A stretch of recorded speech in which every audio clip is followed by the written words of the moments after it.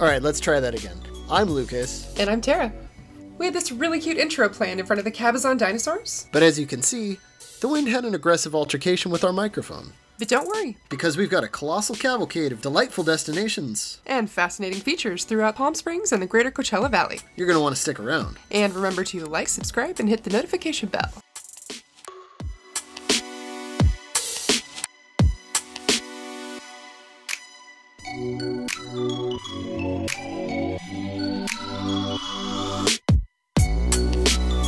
We start this adventure in downtown Palm Springs, a town with a rich history as a playground to the stars.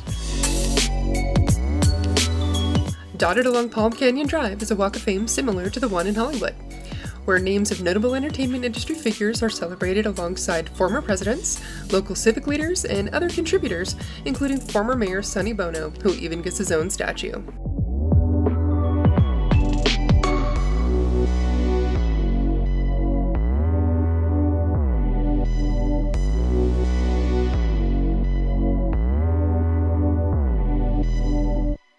The McCallum Adobe is the oldest building in Palm Springs, constructed in 1884.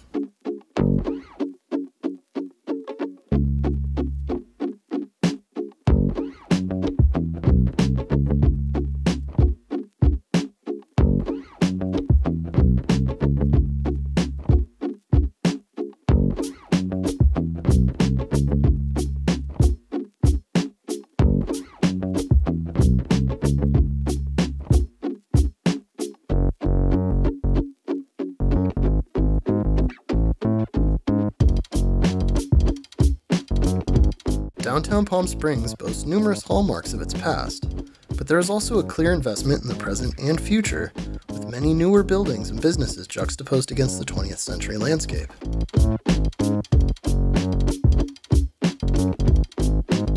Street art seems to be everywhere in Palm Springs. The Palm Springs Public Arts Commission has been sponsoring art in the community since 1988, and it really makes the city distinctly beautiful.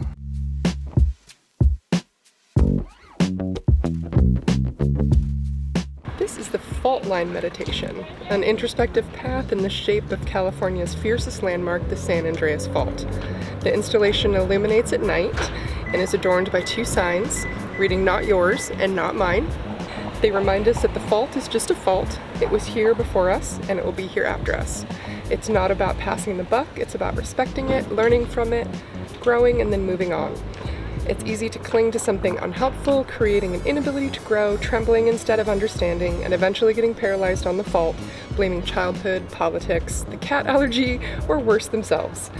While the lucky ones absorb the tectonic shifts, deepening the awareness of the fault, releasing a lifetime of truth-seeking and discovery.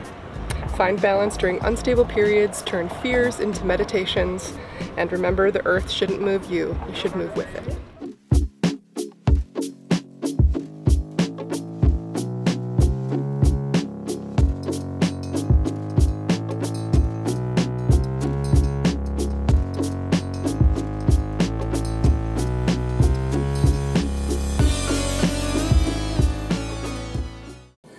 We decided to stop at Grill-A-Burger, which has been featured on diners, drive-ins, and dives. And we got a couple of decadent burgers and some fries, and I'll show you.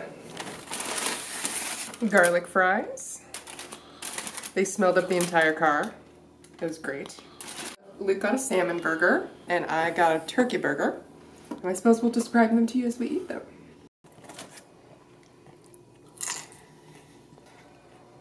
The fries are really good. You can see the potato skin. Real potatoes, not frozen. Plenty of garlic too.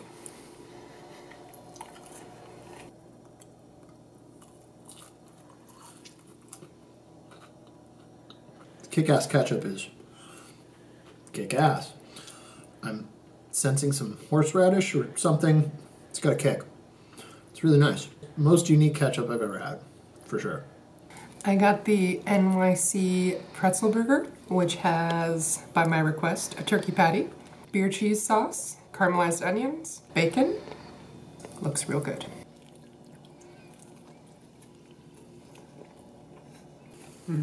The beer cheese is really good. Very flavorful. Oh, there's mushrooms here too. It's really good. I love pretzel buns, so I had to get this one. Really flavorful, really delicious. I like it. Alright, y'all. This is ridiculous. Salmon patty, provolone, avocado, grilled onions, something else in here. I think there was like some sort of basil pesto sauce thing. It's the Mamma Mia burger. I mean, we took it up to 11. Yeah, we did. She just kept asking, do you want this? Do you want this? I'm like, yeah. Just keep, sure. Yeah, let's do that. It's like an Italian thing, and I think the bun is focaccia. It's going to be a little weird with the salmon, but I'm looking forward to it.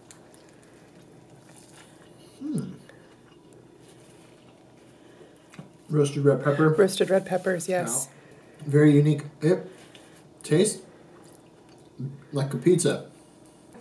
Like a salmon avocado pizza in a really good way. I'm a big fan of this. This was a good call. Morning, everyone. So last night after dinner, we went and hopped in the hot tub here at the hotel. We came back here and passed out. Got up early this morning. It's a big day. It's the big football national game. The big game. The big game Yes. thing. We're going to watch it back here at the room later. And right now, we're going to go get some breakfast and do some touristy stuff, and we're going to bring you along with us. So let's go.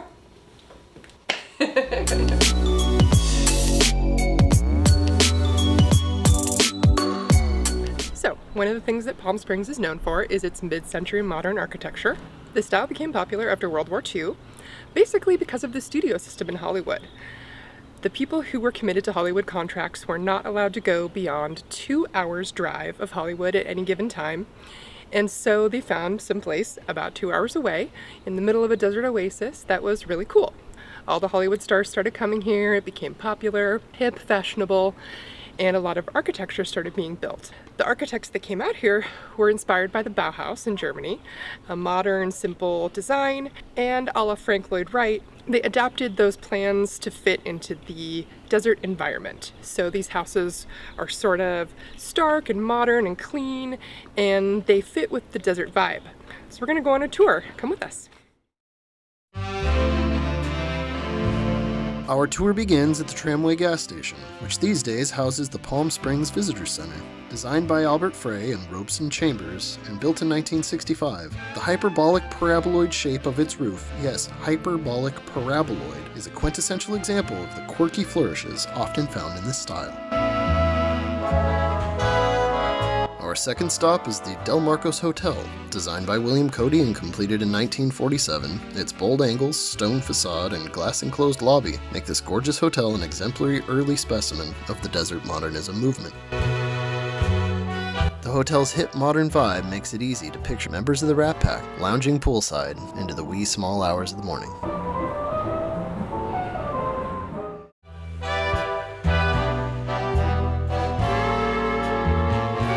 Now to a pair of apartment buildings, designed by Herbert Burns, who surprisingly was never a licensed architect. A man of many talents, he had many careers, including lighting fabricator, stockbroker, building contractor, and finally, architectural designer. His distinctive work can be found all across the city.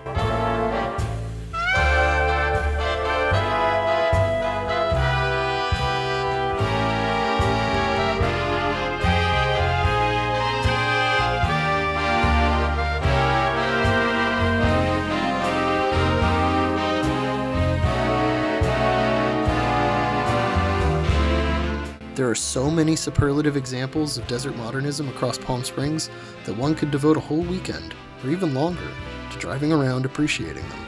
These are just a small selection of what we captured in one morning.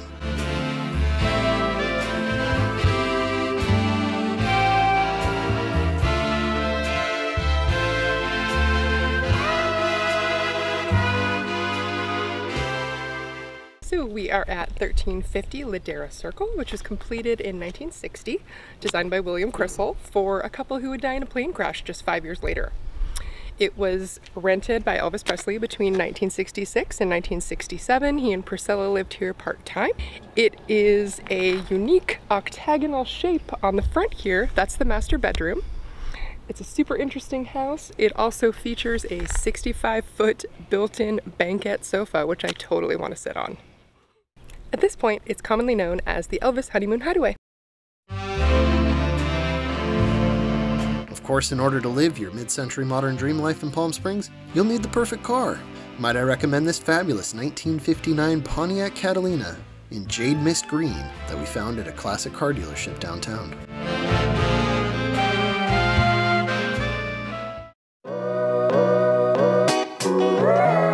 We are at the Palm Greens Cafe, which is organic cuisine. Mostly vegetarian. They do have turkey bacon. We got some good stuff. Very excited. Right, y'all. You know how we've been doing this, typically not eating at the restaurant, but if you look behind me,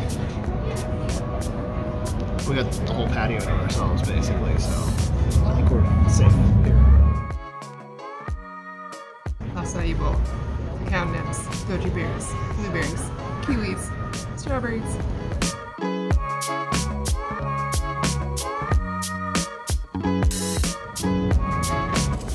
It's pretty much the perfect acai bowl. The acai bowl is excellent. I make some really good ones at home. Not to toot my own horn, but I think mine are pretty good. This is, yeah, right up there. Real good.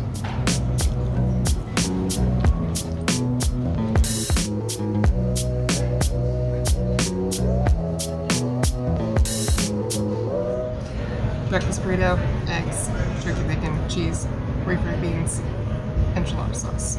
It's got a spinach tortilla, guacamole, sour cream. It's really good. The enchilada sauce is spicy, but not too spicy. Definitely recommend this place.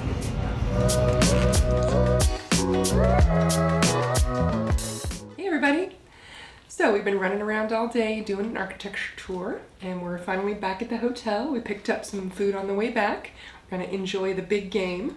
But before that, we thought we'd talk about the hotel a little bit and give you some room tour action. So this is the Inn at Deep Canyon in Palm Desert. When I was looking into this trip and looking for a hotel room, I was looking for something in a very reasonable price range. Generally, when we're on vacation, we're not spending a whole lot of time in the hotel room anyway, so we don't want to spend most of our budget on the hotel. True. So this room was about, I think, $85 before taxes and fees and whatever. When I went into the office, the lady said that they had upgraded us, which is pretty cool. Bonus, we get a kitchen. Drawback, we got 2 queen beds, which, I don't know if we're getting old, but we slept in 2 separate beds last night for the first time in our relationship, I think. But I got to spread out all over the whole bed and use 4 pillows all by myself. So I guess the 2 beds, I don't know, it's not the worst thing that's ever happened. Kind of felt like Lucy and Desi or something like that. My grandparents. Yeah, or your grandparents. We'll show you around. The pool is literally 6 steps outside of our door, which is really nice. There's a pool and a hot tub. In fact, right when we finish this room tour, I'm going to slap on my shorts and jump in the water. And take a shower and watch the football game. So let's get you a tour. Yay!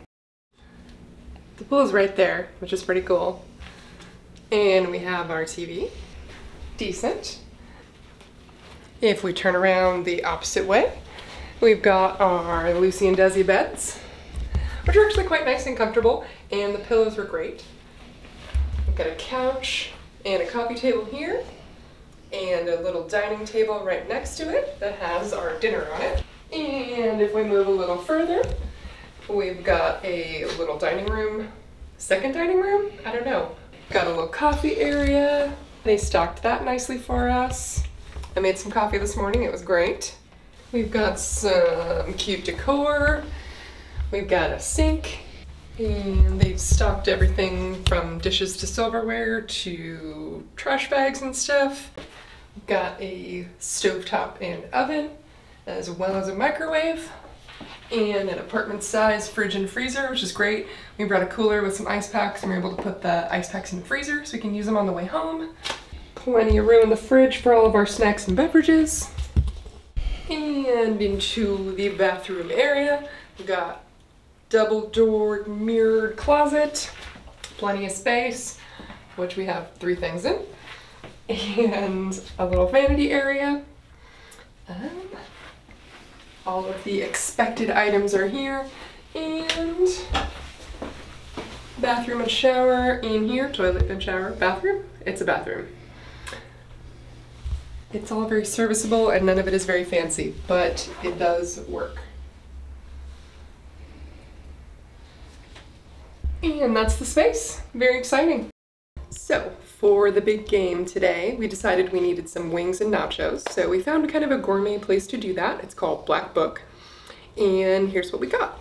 We got a half tray of nachos, which look lovely. And we've got celery sticks, coleslaw, ranch dressing. And we got 2 half-dozen wings. One in Lucifer and the other in teriyaki. It's time to try the wings. I got the teriyaki.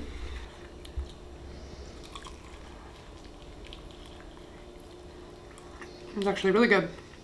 The sauce is super flavorful. And I don't know how they prepare them, but it tastes like they're grilled. Definitely smoky. Luke's request was the super spicy. Yes. He'll be having most of those. We got a half tray of nachos, which is basically just a giant pile of chips with cheese. Can't go wrong. But they did drizzle barbecue sauce over the top and tomatoes and jalapenos. That does the job for sure. Let's try wing, shall we? This is supposedly their hottest. I'm into talk a big game or anything, but I've been eating some 600,000 Scoville hot sauce lately, so we'll see. I may have elevated my tolerance. Probably so. Maybe not. We'll see. They're tasty. I'm waiting for the heat. I stuck my finger in the sauce and it like burned me. No? I don't know if my taste buds are broken, but I mean, it tastes delicious. You've outspicied yourself. It's not that hot. It just isn't. I'll have to try it. My lips tingle a little bit. Okay. My tongue, the tip of my tongue's tingling a bit. The important thing is, they're tasty. Real good. It's like a really hot barbecue sauce. Like a barbecue sauce with ghost peppers. That's what it tastes like. I don't know what they put in it. Really nice. Yeah, I'd recommend this place. Morning, everybody. So last night, I think we indulged in some wings and nachos and then watched the football game and then forgot to wrap up the day with you guys. So here we are. Good morning. Good morning. Right now we're headed out to a place where some of y'all, if you're a cinephile or a fan of vintage movies, might recognize and appreciate. So let's head out there.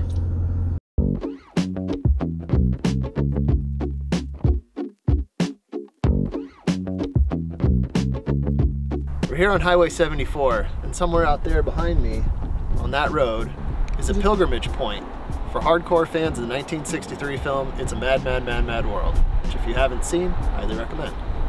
In the opening sequence of the film, a reckless driver goes sailing out there. He just went sailing out there. It was terrible. Well, he was passing me when he sailed right out there. And crashes in the desert, where with his dying breath, he tells witnesses of the crash of a buried treasure before famously kicking a bucket. Fans have come to call this Smiler's Point, after the name of the driver. Either way, it's a really nice place to pull off the road and get a wonderful view of the Coachella Valley.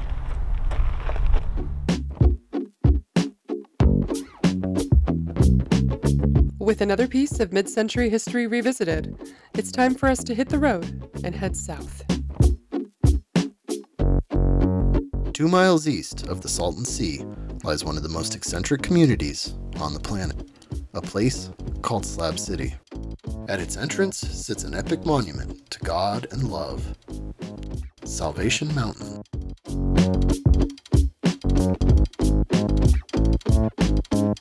A man-made mountain of color rising 50 feet above the desert floor. Salvation Mountain is the life's work of Leonard Knight, who spent 28 years constructing and maintaining the massive project. The artwork is made of adobe bricks, discarded tires, and over 100,000 gallons of paint.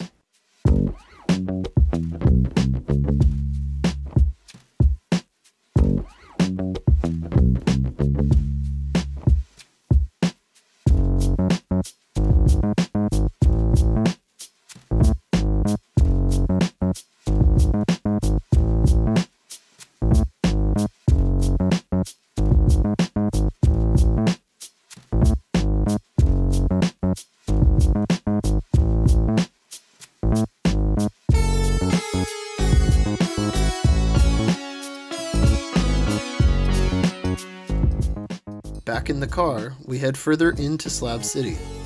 Self-described as the last free place, Slab City exists on what remains of a demolished World War II-era Marine Corps training camp. It has evolved into an off-grid camping community with no access to basic services or amenities.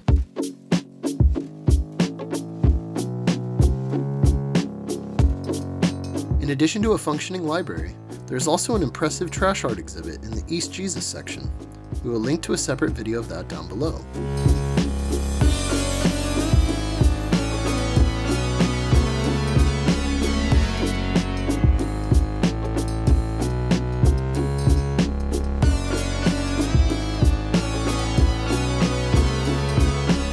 Unfortunately, we did not get to spend enough time in Slab City to give an accurate representation of this complex and extraordinary community.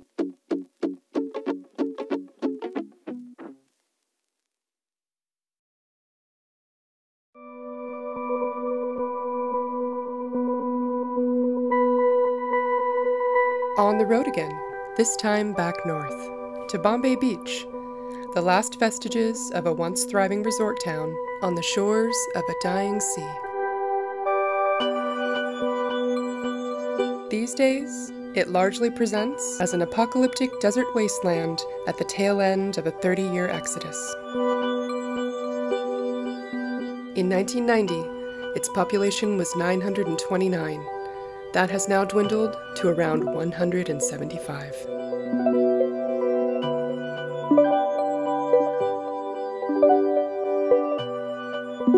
To understand Bombay Beach, you must first understand the Salton Sea, a toxic lake born of an engineering mishap that allowed part of the Colorado River to flow into the Salton Basin for 2 years. By the mid-20th century, it had become a fishing and water sports destination, complete with hotels and vacation homes for weekenders from LA and San Diego. In the 1970s, it became apparent that runoff from nearby farms had severely polluted the sea, followed by a massive die-off of fish and birds. As local agriculture allowed less runoff to flow into the sea, it began to evaporate and shrink. Now winds carry clouds of toxic dust into nearby communities. In 2020, Palm Springs Life magazine summarized the ecological situation as, quote, the largest environmental disaster in California history. Out of the desolation and decay springs new beauty, as a community of artists turned empty lots into a canvas for creativity and whimsy, which is what brought Tara and I here in the first place.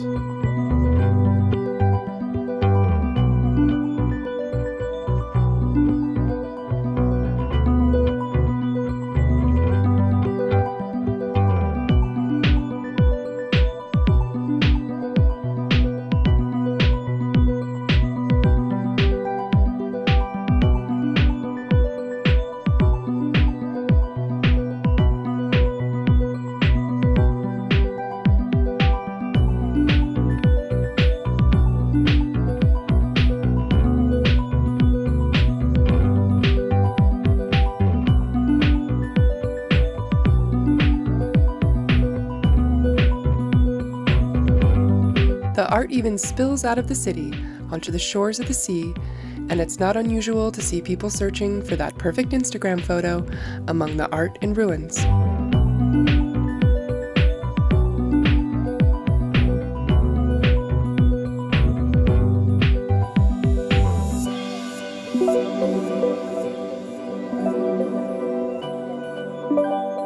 Bombay Beach even has its own opera house and drive-in, which function on special occasions.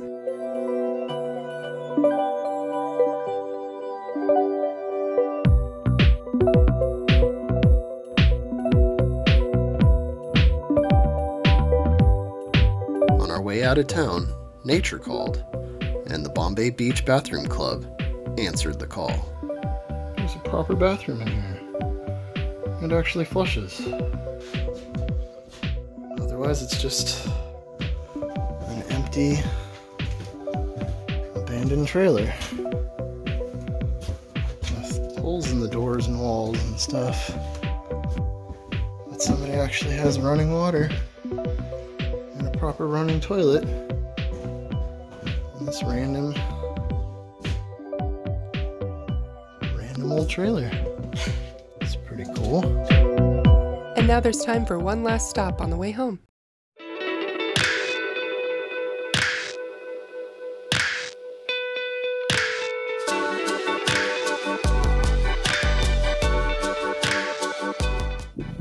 Hey guys! So we are out at Galleta Meadows, which is surrounded by the Anza Borrego State Park. It was put together by Dennis Avery, who's the heir to the Avery label fortune. And all of the sculptures were done by a gentleman named Ricardo Braceda. There are about 130 sculptures, give or take, like this one. They're all hand fabricated out of metal and extremely detailed. You can see the little feather edges and everything. A lot of the sculptures have hair and eyelashes. It's really fascinating. They're spread out over a really big area, so we're gonna pop around and get some of the best ones. It's really beautiful out here, and it's unfenced and open to the public. And free. And free!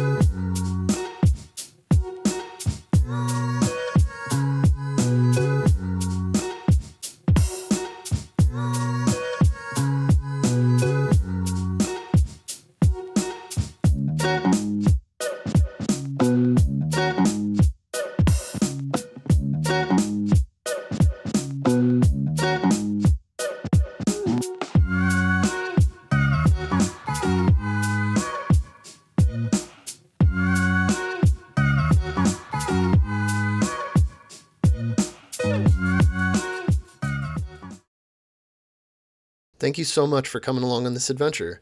Please remember to like and subscribe, and join us on the next one.